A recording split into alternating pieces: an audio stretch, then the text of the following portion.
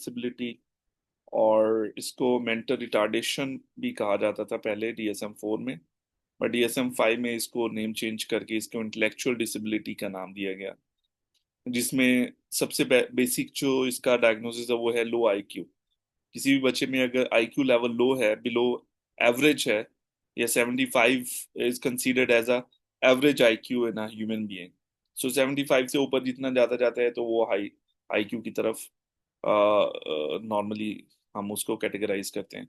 लेकिन अगर 75 से बिलो है या 70 से बिलो हो गया है आईक्यू, 60 है, 40 है, 50-30, so we categorize it with a below average IQ. Okay, so एक ह्यूमन बीइंग में यूजुअली अगर हम देखें, there are two type of functioning in a human being. First one is the intellectual functioning, and the second is the adaptive functioning. What is the intellectual functioning? As you can consider with the name, intellectual, like our brain functions, like our cognitions. It includes the problem solving skills, reasoning skills, your imagination skills, your memories related skills, your retaining information related skills. All these skills related to our brain function is called the intellectual functioning. Okay, so जैसे simple सी problem solving skills हैं कि अगर हमारी गाड़ी गाड़ी का tyre puncture हो जाता है, how this is a day to day living problems, no? We all face it. So usually हमारी जो स्ट्रेस या हमारी कॉपिंग स्ट्रेटजीज हैं वो भी कहीं ना कहीं हमारे इंटेलेक्चुअल लेवल को रिप्रेजेंट कर रही होती है, एग्जिबिट कर रही होती है।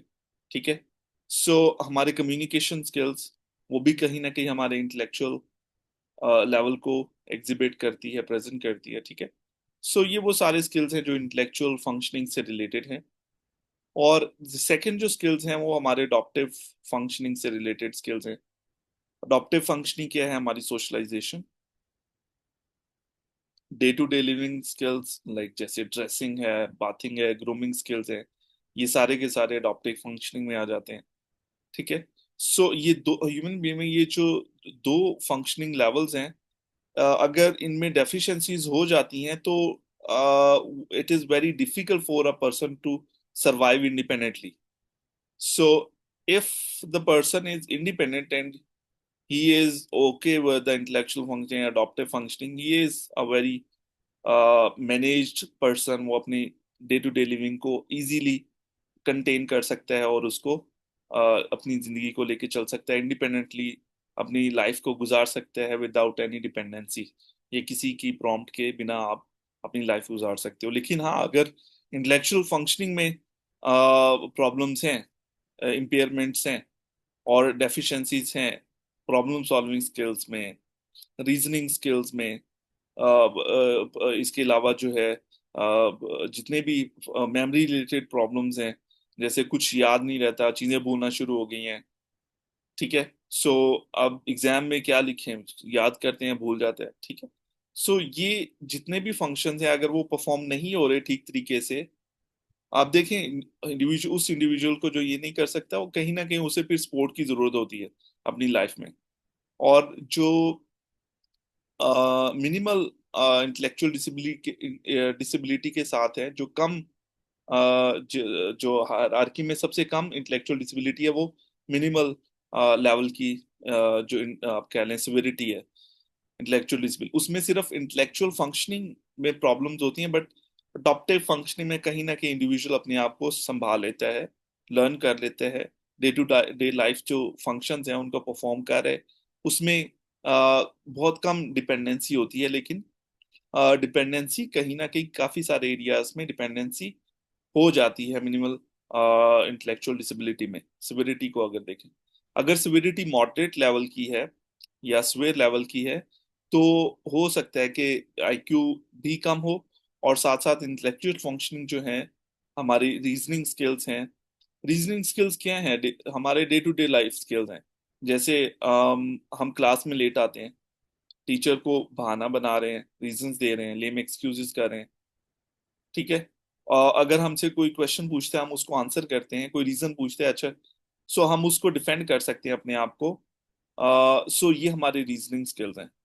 हम कॉज एंड इफेक्ट को आइडेंटिफाई कर सकते हैं। If something happen, so what is the reason behind it, what is the cause behind it.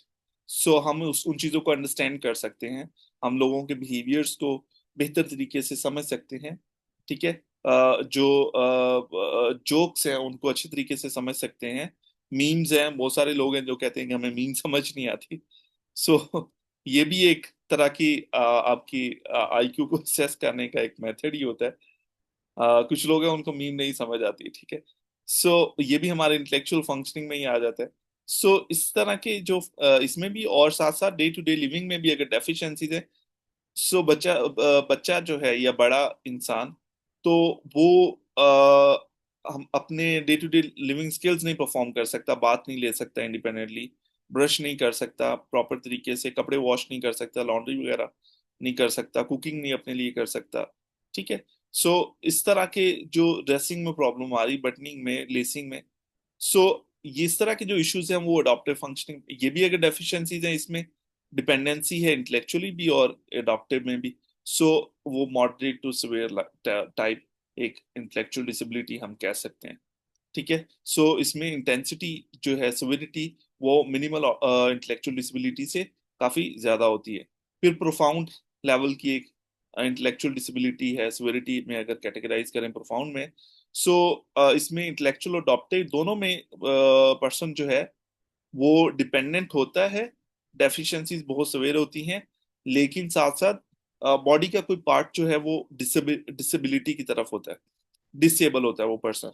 चाहे वो उसका हाथ ठीक तरीके से काम नहीं कर रहा, हाथ की फंक्शनिंग ठीक नहीं है, फाइन मोटर की फंक्शनिंग ठीक नहीं है, या कोई बॉडी का पार्ट पैरालाइज हो गया है, या लेग में इशू है, कुछ भी इस तरह के अगर डिफेक्ट्स हैं बॉडी पार्ट्स में, सो और साथ ही स्वेयर किस्म की इंटेलेक्चुअल डिसेबिलिटी भी है, और लो आईक्यू है बहुत ज्यादा, तो तब हम कह सकते हैं कि ये प्रोफाउंड है। प्रोफाउंड और हाई इंटेंस जो सिविरिटी है इंटेलेक्चुअल डिसेबिलिटी की, उनमें फर्क सिर्फ इतना है कि प्रोफाउंड